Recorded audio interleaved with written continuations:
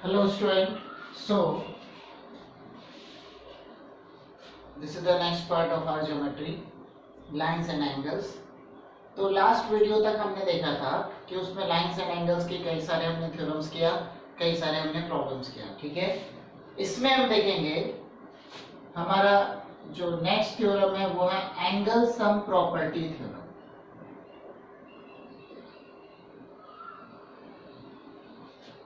Angle sum property theorem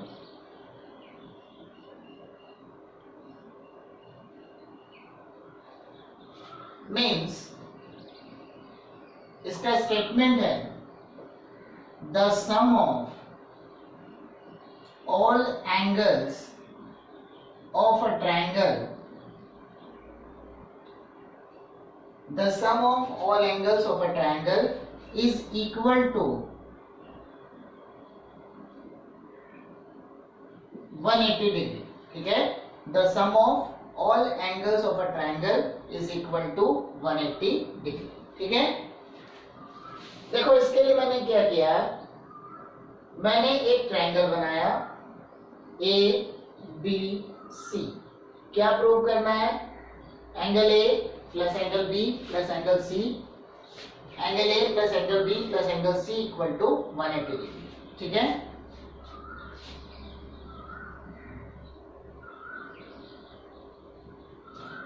तो सबसे पहले मैं गिवन पार्ट लिखूंगा, ट्रायंगल एबीसी इज गिवन, ये हमारे पास है। To prove angle A plus angle B plus angle C equal to 180 degree, ठीक है। अब यहां पर मैं एक कंस्ट्रक्शन कर रहा हूं। क्या कंस्ट्रक्शन कर रहा हूं? मैं ए पॉइंट से पास होता हुआ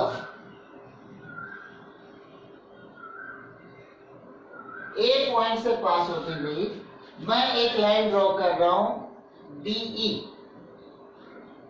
जो कि बीसी के पैरेलल है, ठीक है। Draw a line DE passing through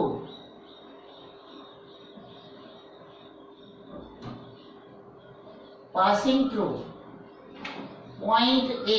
Draw a line DE passing through point A such that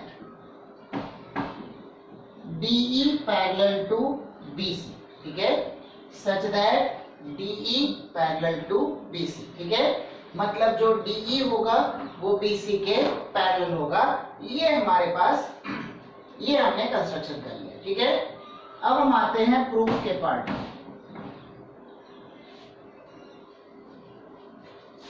Since DE parallel to BC, ठीक है।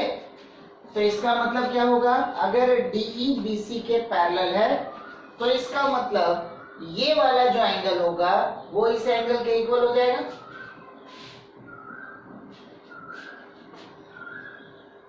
Bye alternate interior angle theorem क्या बनेगा? Angle DAB equal to angle ABC। ये दोनों angle same हो गए alternate, क्योंकि parallel है, बीच में ये क्या हो गया, AB हो गया ट्रांसवर्सल। एंड उसी तरीके से ये वाला जो एंगल होगा वो इसके इक्वल हो गया, angle EAC equal to angle ACB हो गया। तो मतलब ये वाला जो एंगल है इसके इक्वल हो गया, ये वाला जो एंगल है वो इसके इक्वल हो गया, ठीक है। Now angle DAB, angle BAC and angle EAC, ठीक है। ये तीनों क्या बन रहे हैं? तीनों लीनियर पेयर को फॉर्म कर रहे हैं, ठीक है।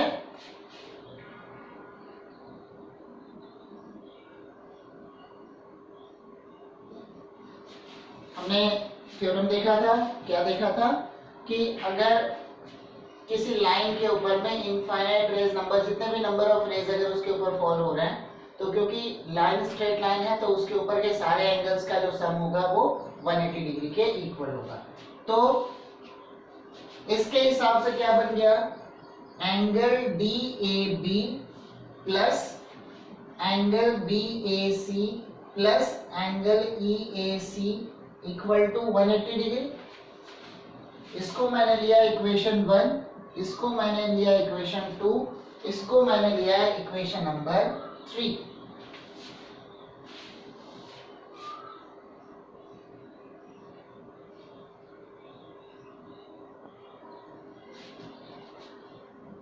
फ्रॉम 1, 2 एंड 3 वी गेट, ठीक है, इक्वेशन 1 मतलब DAB को मैं किससे रिप्लेस करूंगा, एंगल ABC से,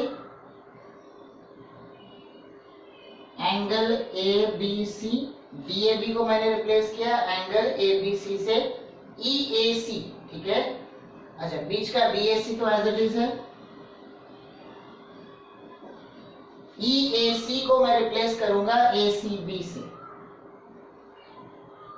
टोटल कितना बन गया 180 डिग्री, मतलब angle B plus angle A plus angle C equal to 180 degree. ये हमको प्रूफ करना था, जो हमारा प्रूफ हो गया, ठीक है।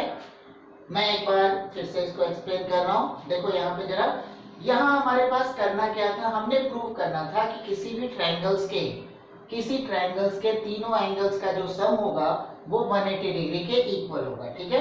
उसके लिए मैंने क्या किया, ए पॉइंट से पास होते हुए, ठीक है, ए पॉइंट से पास होती हुई एक ऐसी लाइन को ड्रॉ करेंगे जो कि BC के पैरेलल है, ठीक है। ए पॉइंट से पास होते हुए वैसे लाइन को ड्रॉ करेंगे जो कि BC के पैरेलल है, ठीक है। अब क्योंकि पैरेलल लाइंस हो गए तो मतलब इधर वाला एंगल इस एंगल के इक्वल होगा, अल्टरनेट इंटीरियर एंगल्स, ये वाला एंगल इस एंगल के इक्वल होगा, वो भी अल्टरनेट इंटीरियर एंगल्स। ये तीनों एंगल जो है लीनियर पेयर को फॉर्म कर रहे हैं, मतलब इन तीनों का सम किसके इक्वल होगा 180 डिग्री के। बाद में मैंने DAB को रिप्लेस किया ABC से, BAC तो एज इट इज रहेगा, EAC को रिप्लेस करूंगा ACB से, तो मतलब क्या हो गया, angle B plus angle A plus angle C equal to 180 degree, मतलब तीनों का जो सम हो गया वो 180 डिग्री के इक्वल हो गया, ठीक है।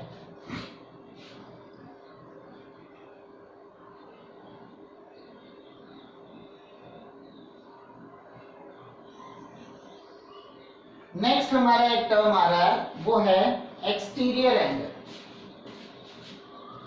अब हम देखते हैं कि एक्सटीरियर एंगल में एक्चुअली में क्या है।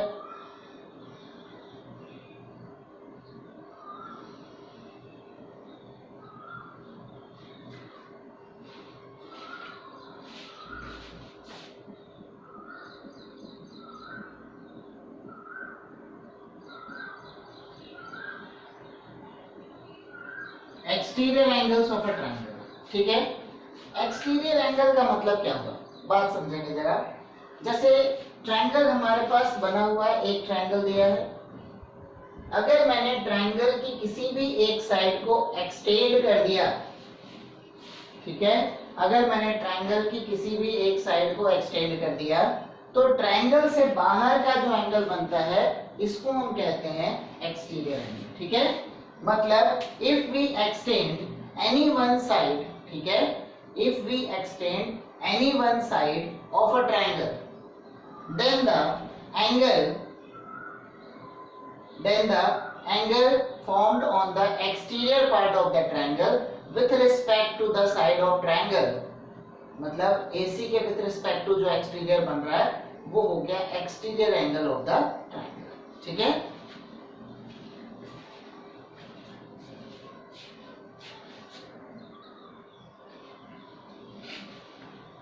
हाँ देखेंगे इसमें, तो एक्सटीरियर एंगल को हम किस तरीके से डिफाइन करें। देखो दो टाइप के पॉइंट्स होते हैं, एक होता है इंटीरियर एंगल, दूसरा हो गया एक्सटीरियर एंगल। मतलब ट्रायंगल के अंदर के जो एंगल होंगे वो कहलाते हैं इंटीरियर एंगल, किसी भी साइड को एक्सटेंड करने के बाद में जो बाहर का जो एंगल बनेगा वो कहलाएगा एक्सटीरियर एंगल। तो मतलब if we extend any one side of a triangle, if we extend any one side of a triangle, then the angle formed in the exterior part of triangle with one side of triangle, ठीक है, triangle को ऐसे delta के form में भी लिख सकते हैं, with one side of triangle is known as exterior angle, is known as exterior angle of triangle, ठीक है। अब यहाँ पर दो टर्म और आते हैं, देखो angle A, angle B, angle C, ये जो ट्रायंगल के अंदर के एंगल हैं इनको हम कहते हैं इंटीरियर एंगल। जो साइड को एक्सटेंड करने के बाद बाहर जो एंगल बनेगा वो बनेगा एक्सटीरियर एंगल। इसमें दो टर्म और आते हैं, मतलब इसको सपोज मैंने यहाँ पे लिख दिया है डी, ठीक है, तो angle A C D is exterior angle ACD is exterior angle। अब इस ACD के विथ रिस्पेक्ट टू जो हमारे पास जो मतलब ACD के साथ में जो इंटीरियर एंगल है उसको कहेंगे एडजेसेंट इंटीरियर एंगल, एंड बाकी जो दो इंटीरियर एंगल होंगे उनको कहेंगे अपोजिट इंटीरियर एंगल या फिर रिमोट इंटीरियर एंगल, ठीक है। Angle ACB is adjacent interior angle with respect to angle ACD, ठीक है, मतलब ACD के साथ में जो adjacent interior angle होंगे वो हो गया हमारा ACB, ठीक है। Angle A and angle B are opposite interior angle or remote interior angle with respect to angle ACB। ध्यान रखेंगे हर एक के लिए रिमोट इंटीरियर एंगल या अपोजिट इंटीरियर एंगल्स हर एक एक्सटीरियर एंगल के लिए डिफरेंट होंगे। मतलब अगर मैंने बी को एक्सटेंड किया तो उसके अपोजिट के जो दो एंगल्स हो गए एंगल ए और एंगल सी, ये हो गया उसके लिए रिमोट इंटीरियर एंगल। अगर मैंने ए को एक्सटेंड कर दिया तो वहां पे बी और सी हो जाएगा हमारा रिमोट इंटीरियर एंगल, ठीक है। अब हम आते हैं इस पे based theorem.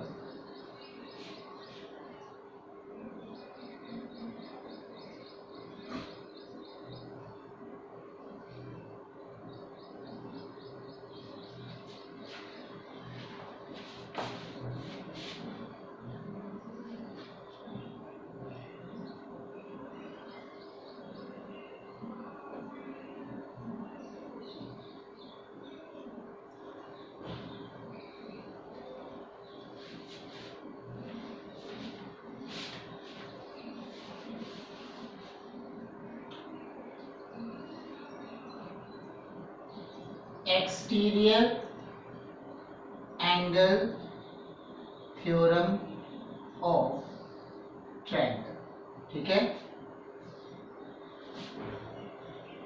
In a triangle, इसका स्टेटमेंट है, in a triangle exterior angle, in a triangle exterior angle is the exterior angle is the sum of is the sum of opposite interior angles। ठीक है, तो मतलब यहां पर given और to prove क्या क्या हो गया,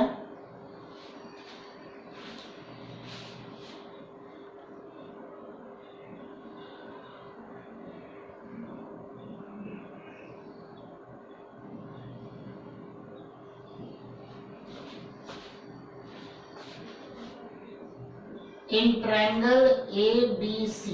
ठीक है, in triangle ABC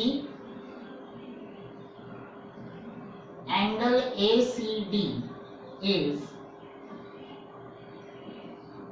exterior angle. ठीक है, टू प्रूव, क्या प्रूव करना है इसमें हमको, angle ACD equal to angle A plus angle B। ठीक है, angle ACD equal to angle A plus angle B, इसके इक्वल हमारे पास होगा। ठीक है, तो अब देखो इसका प्रूफ कैसे करेंगे, पहले मैं एक्सप्लेन कर दे रहा हूं, बाद में लिखवा रहा हूं। देखो A plus B plus C किसके इक्वल होगा, 180 डिग्री के। क्यों 180 डिग्री के इक्वल होगा, क्योंकि अभी हमने देखा है angle sum property of triangle. ठीक है, तो मतलब A plus B plus C हो गया 180 डिग्री, C का मतलब ACB। ठीक है, अब क्या आ रहा है, ACB प्लस ACD वो लीनियर पेयर को फॉर्म कर रहा है, तो इन दोनों एंगल्स का सम क्या हो गया 180 डिग्री। तो इसका मतलब इसको अगर मैं हटाता हूं तो क्या बना, A plus B equal to क्या हो गया, ACB। ठीक है, तो in triangle ABC by angle sum property angle A plus angle B plus angle ACB। देखो यहां मुझे ACB डिफाइन करना पड़ेगा, क्योंकि अगर मैंने सिर्फ C लिख दिया तो उसे ये पता नहीं चलेगा कि C इंटीरियर वाला है या एक्सटीरियर वाला, क्योंकि C तो दोनों के साथ लिंक है। ठीक है, तो angle A plus angle B plus angle ACB equal to 180 degree. ये हो गया equation number 1। Also angle ACB and angle ACD form a linear pair।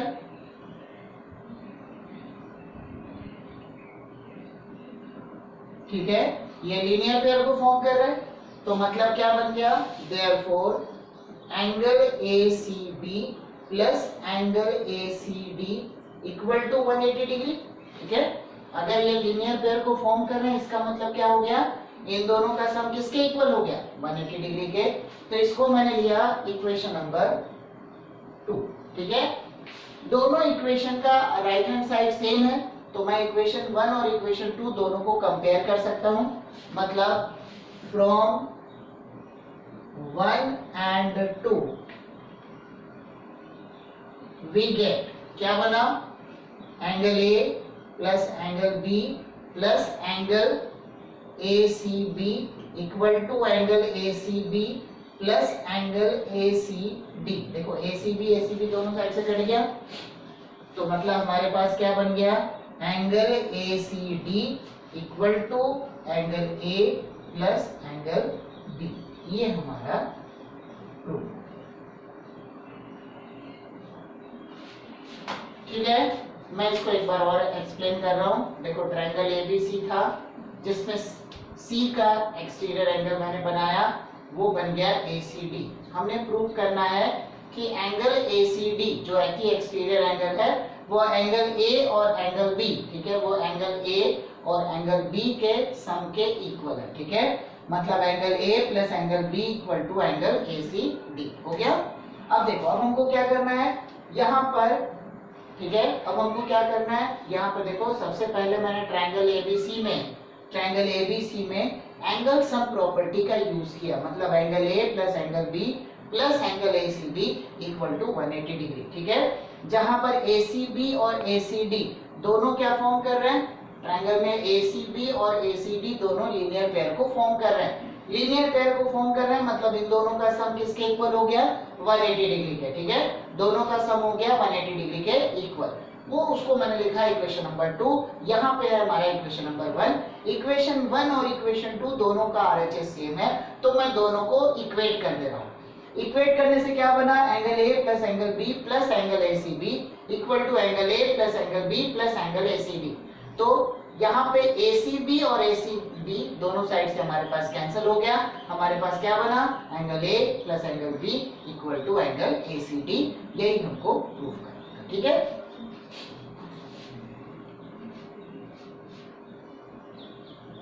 अब हम इस पे बेस्ड कुछ क्वेश्चंस करेंगे।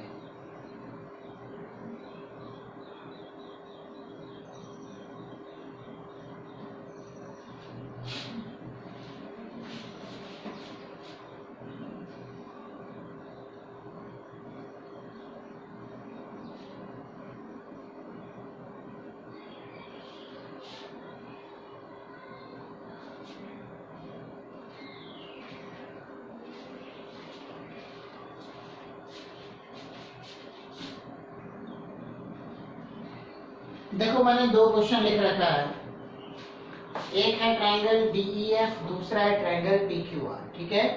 यहाँ है 5x 7x y। अगर मान लो नहीं दिख रहा हो तो मैं एक्सप्लेन कर रहा हूँ। ये वाला एंगल है y, इधर वाला एंगल है 108, ये है 5x और ये है 7x, ठीक है।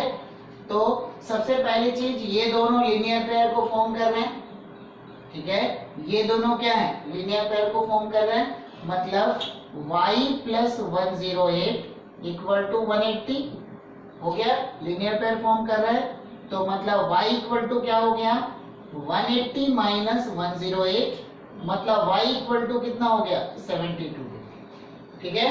अब y plus 5x plus 7x ये ट्रायंगल के एंगल्स हैं, तो मतलब इन ट्रायंगल DEF क्या बना, y प्लस 5x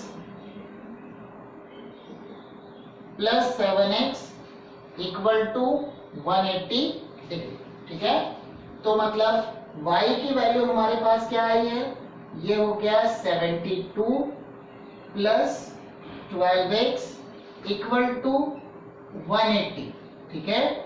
तो बन गया 12x equal to 180 minus 72, 12x equal to 180 minus 72 मतलब 108, x इक्वल टू हो गया 108 अपॉन 12, मतलब x इक्वल टू बन गया 9 डिग्री, ठीक है।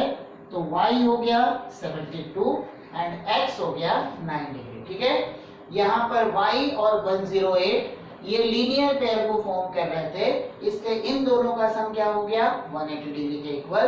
उसके बाद मैंने एंगल सम प्रॉपर्टी लगाया, मतलब तीनों एंगल्स का सम किया तो वो 180 डिग्री के इक्वल होगा, ठीक है। अब हम आते हैं नेक्स्ट क्वेश्चन में, ठीक है। अब नेक्स्ट क्वेश्चन क्या कहता है, सबसे पहले x की वैल्यू निकालेंगे, बाद में y की वैल्यू निकालेंगे। यहाँ बीच के लाइन वाइन से उतना कोई मतलब नहीं बनता है, ठीक है। देखो एंगल सम प्रॉपर्टी लगा रहे हैं ट्रायंगल PQR में।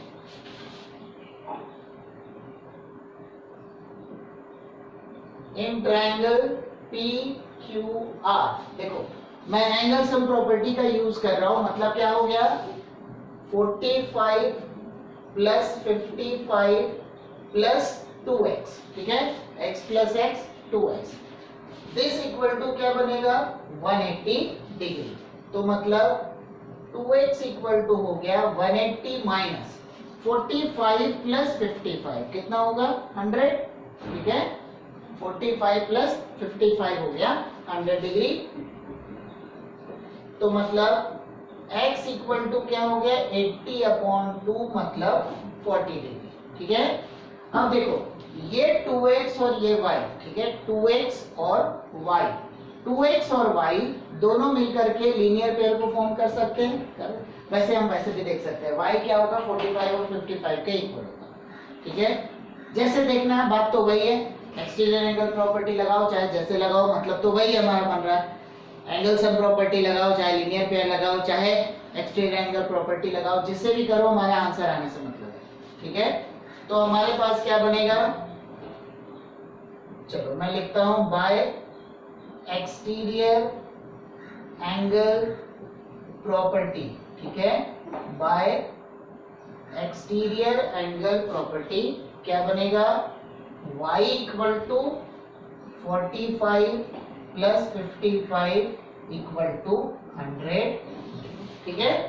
तो x हमारा हो गया 40 डिग्री, y हमारा हो गया 100 डिग्री, ठीक है। एक बार मैं दोनों क्वेश्चन को एक बार फिर से एक्सप्लेन कर रहा हूं।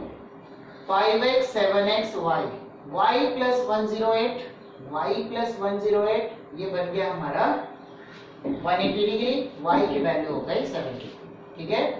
अब देखो तुम 108 को 5x प्लस 7x के इक्वल भी लिख सकते थे, या मैंने एंगल सम प्रॉपर्टी लगाया तो वहां से आ गया x इक्वल टू 9 डिग्री, ठीक है। x इक्वल टू हो गया 9 डिग्री, y इक्वल टू बन गया 72 डिग्री। नेक्स्ट आते हैं सेकेंड वाले ट्रायंगल में, तो यहाँ पे क्या बना 2x प्लस 45 प्लस 55, ये हो जाएगा हमारा 180 degree, angle sum property of triangle. तो x इक्वल टू बन गया 40 डिग्री। अब क्या है, y किसके इक्वल है, using exterior angle property 45 plus 55 के इक्वल है, तो y किसके इक्वल हो गया 100 डिग्री, ठीक है। अब हम करते हैं नेक्स्ट क्वेश्चन।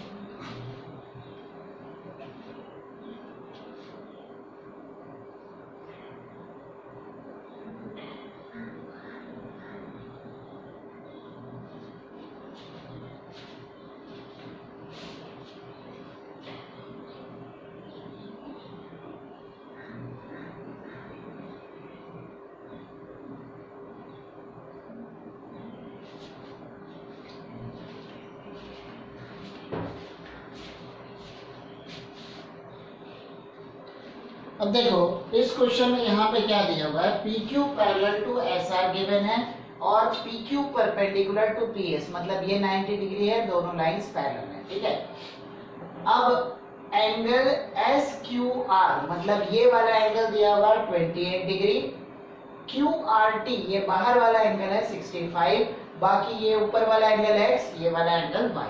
यहाँ पर हमने X और Y की वैल्यू निकाली है, ठीक है। तो किस तरीके से होगा, we have PQ parallel to SR, ठीक है। PQ क्या है, SR के पैरेलल है, and QR is the transversal है, QR is the transversal, therefore angle PQR equal to angle QRT, alternate interior angles, हो गए। ये वाला एंगल इस एंगल के इक्वल होगा, मतलब PQR का मतलब क्या हो गया, x plus 28 equal to 65, x equal to हो गया 65 माइनस 28, कितने हो चले गए, 15 माइनस 8 हो गया 7, 5 माइनस 2 हो गया 3, तो मतलब x की वैल्यू हो गई हमारी 37 डिग्री, ठीक है। अब ट्रायंगल PQS में, ठीक है, in triangle PQS angle P plus x plus y equal to 180 degree, ठीक है। एंगल P की वैल्यू क्या है, 90 डिग्री, परपेंडिकुलर दिया हुआ है, तो मतलब x plus y equal to 180 minus 90,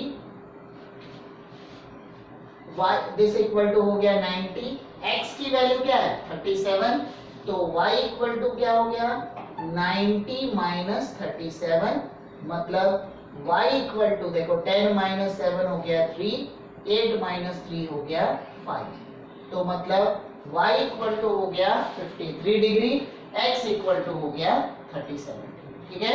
एक बार फिर से समझ लो, x plus 28 equal to 65, x plus 28 equal to 65, क्यों, क्योंकि वो अल्टरनेट इंटीरियर एंगल्स हैं, ठीक है। तो x की वैल्यू क्या हो गई 65 माइनस 28 मतलब 37 डिग्री। नेक्स्ट है P plus x plus y equal to 180 degree, तो मतलब x plus y equal to P की वैल्यू क्या थी 90 डिग्री, x प्लस वाई क्या हो गया 180 माइनस 90 मतलब 90, x की वैल्यू क्या निकाला हमने 37, तो y की वैल्यू क्या हो गई 90 माइनस 37 मतलब 53। ठीक है, अब हम करते हैं नेक्स्ट क्वेश्चन।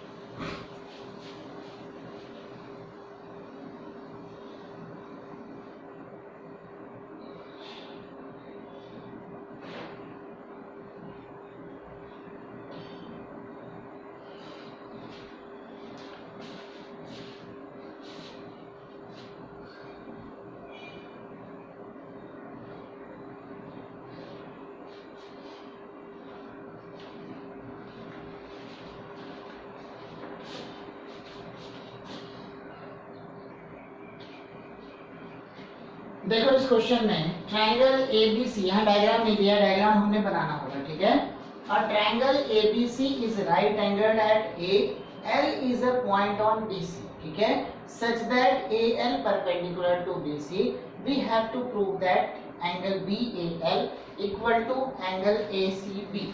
ठीक है, तो सबसे पहले तो एक राइट एंगल ट्रायंगल हम बना लेते हैं।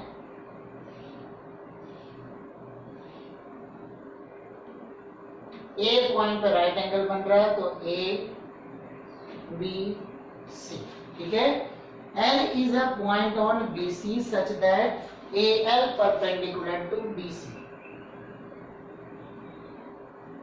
ये भी परपेंडिकुलर है। ठीक है, L is a point on B C such that A L perpendicular to B C. ठीक है, अब इसके बाद क्या दे रहा है, क्या प्रूव करना है, angle B A L equal to angle A C B, ये हमको प्रूव करना है। ठीक है, तो पूरा तरीके से लिखेंगे।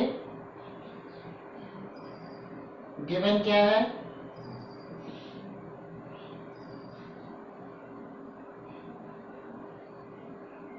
इन triangle ABC angle A equal to 90 degree, A L perpendicular to B C, ये भी हमारा गिवन। ठीक है, to prove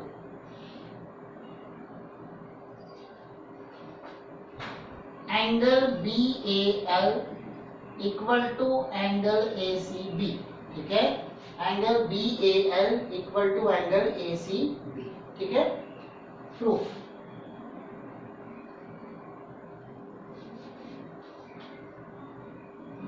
in triangle ABC. ठीक है, ट्रायंगल एबीसी में एंगल सम प्रॉपर्टी लगा रहे हैं, तो क्या बनेगा, एंगल पूरा ही लिखना पड़ेगा क्योंकि ए सी बी ए बी सी सब उस हिसाब से लिखना पड़ेगा। ठीक है, तो angle A C B plus angle A B C plus angle C A B equal to 180 degree, angle sum property. ठीक है, जिसमें सी ए बी किसके इक्वल है 90 डिग्री के, तो क्या बना, angle A C B plus angle A B C plus 90 degree equal to 180 degree. मतलब कंडीशन क्या आ गई हमारे पास, कंडीशन हो गई angle A C B plus angle A B C 180 minus 90 हो गया 90 डिग्री। इसको मैंने लिखा इक्वेशन नंबर 1। ठीक है, angle A C B plus A B C equal to 90। ठीक है, अब कौन से लेते हैं, in triangle B A L, in triangle B A L क्या क्या बन रहा है, एंगल ए बी एल लिखो या ए बी सी लिखो, बात तो वही है, plus angle B A L plus angle A L B equal to 180 degree. देखो ये एंगल प्लस ये एंगल प्लस ये एंगल इक्वल टू 180 डिग्री। बस मैंने ए बी एल की जगह उसको मैंने ए बी सी लिख दिया, बात तो एक ही है। अब जिसमें से ए एल बी की वैल्यू किसके इक्वल है 90 डिग्री की, तो angle A B C plus angle B A L plus 90 degree equal to 180 degree. ठीक है, यहाँ पे हो गया बाय एंगल सम प्रॉपर्टी। ठीक है, तो इसके हिसाब से बना angle A B C plus angle B A L equal to 180 minus 90 मतलब क्या हो गया 90 डिग्री। ये बन गया हमारा इक्वेशन नंबर। ठीक है, ये हमारे पास बन गया इक्वेशन नंबर 2। अब इक्वेशन 1 और इक्वेशन 2 इन दोनों में अगर हम देखेंगे तो RHS सेम है, तो मतलब from equation 1 and equation 2 we get from equation 1 and equation 2 we get क्या बनेगा angle ACB plus angle ABC equal to angle ABC plus angle BAL। अब देखो ABC दोनों साइड से कट गया, मतलब क्या बना angle ACB equal to angle BAL। ठीक है, यही हमको प्रूव करना था, ये हमारा प्रूफ हो गया। ठीक है, एक बार मैं फिर से एक्सप्लेन कर रहा हूँ। पहले मैंने बड़े ट्रायंगल को लिया ABC को, ABC में एंगल A, एंगल B और एंगल C तीनों का सम किसके इक्वल होगा 180 डिग्री के। तो वहां से एंगल A की जगह क्या मैंने रख दिया 90 डिग्री, तो मतलब क्या बना एंगल B और एंगल C दोनों का सम हो गया 90 डिग्री के इक्वल। फिर आते हैं ट्रायंगल ABL में, तो क्या बनेगा ये छोटा वाला एंगल A, फिर एंगल B और एंगल L, इन तीनों का सम किसके इक्वल हो गया 180 डिग्री के, जिसमें एंगल L की वैल्यू क्या थी 90 डिग्री, मतलब एंगल B और ये छोटे वाले एंगल A की वैल्यू क्या हो गई, इनके सम का इक्वल हो गया 90 डिग्री। ठीक है, इनके सम की वैल्यू हो गई 90 डिग्री। मैंने दोनों को कंपेयर किया तो एंगल B पहले वाले में भी है, एंगल B दूसरे वाले में भी है, दोनों साइड से कैंसिल आउट हो गया। कौन सा बचा ये छोटा वाला एंगल A और एंगल C, दोनों की वैल्यू इक्वल है। ठीक है, तो अभी तक हमने जितना किया इसमें कोई बहुत ज्यादा कंसेप्चुअल चीजें नहीं है। ठीक है, आसानी है। तो अभी एक दो कुछ वीडियो और मैं बता दूंगा जिसमें इन पे बेस्ड कुछ क्वेश्चंस हम और प्रैक्टिस करेंगे। ठीक है, ठीक है, तो यहाँ तक के जो वीडियोस हैं आप लोग अपने नोट्स को अच्छे से प्रॉपर्ली कंप्लीट करते जाओ। ठीक है, बाकी इसके आगे की चीजें हम नेक्स्ट वीडियो में करेंगे। ठीक है, थैंक यू।